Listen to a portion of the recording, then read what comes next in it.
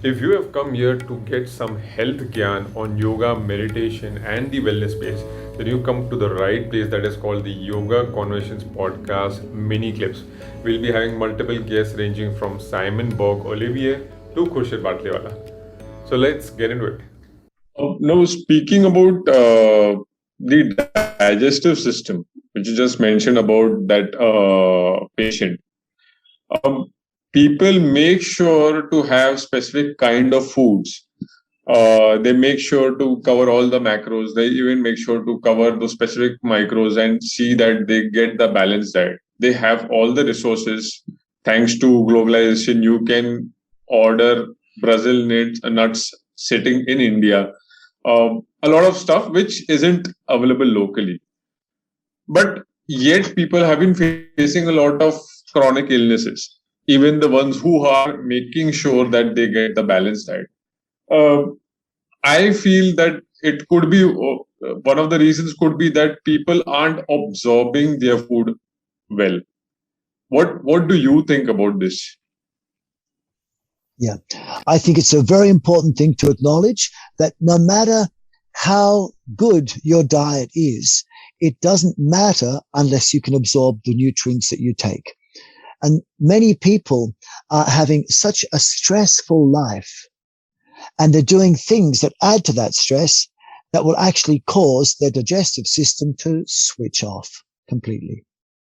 And if you want to be able to absorb food in a functional way, you need to be able to turn on your digestive system, not turn it off. And what tends to turn it off are all the things that I've been mentioning.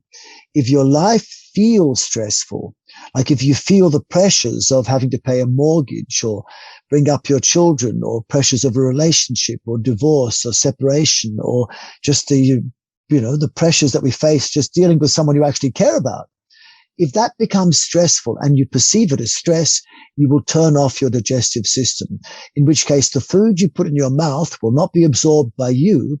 It's more likely to be fermented and putrefied by the bacteria, microorganisms inside you. You'll derive little to no benefit. It's important not just to not dysfunction your digestive system, but you also have to help it mechanically. And one of the most important helps you can give to your digestive system is to encourage the digestive region by moving your core.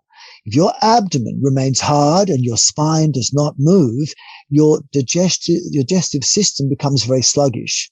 So it's really important that you move your internal organs by moving your spine forward and backward, side to side, twist, lengthen, shorten, and moving your trunk in a way where your abdomen contracts and expands, which will push and which will compress and then expand your internal organs. But also you need to lift the chest and drop the chest down. So whenever you expand the chest and lift it up, it acts like a suction and it pulls your internal organs up.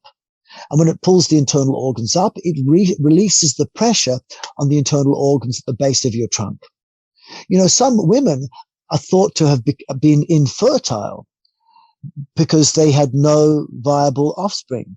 But when you give them a few sessions of Uddiyana Bandha, or in a way where you simply get them to expand their chest with their abdomen soft, or even easier, lift their shoulders past the ears, like right up past the ears, and relax the abdomen. That pulls the chest up.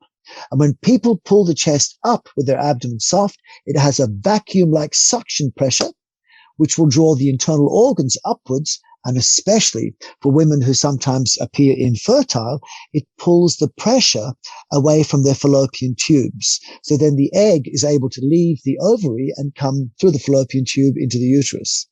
Someone who's got incontinence can also be assisted by this if they're inappropriately holding their bladder too much or releasing urine, or constipated. If you make them expand their chest with their abdomen soft, that will release the pressure on the internal organs. So being able to move your trunk is essential for digestive health.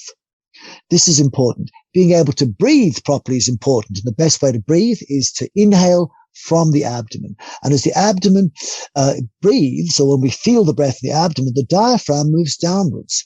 And when the diaphragm moves downwards, it presses on your digestive system. it massages it. Diaphragm comes up, on the exhale, it releases it. But if you're always holding your abdomen firm and only breathing in the chest, the abdomen never gets physical massage from breathing. And by only breathing in the chest, you are actually telling your nervous system to turn off digestion and making your nervous system enter into a stressful state of flight or fight. And then to make the whole thing worse, chest breathing and most people's obsession with breathing, the more they breathe, the more hungry they get. Every time you breathe more than normal, it usually stimulates appetite. But at the same time, you are turning off the digestive ability. So then what you're getting is more food going inside you and more bacterial decomposition and waste, more fermentation, putrefaction, but no additional value. In other words, you'll eat lots, you'll get hungry, but you can't use it.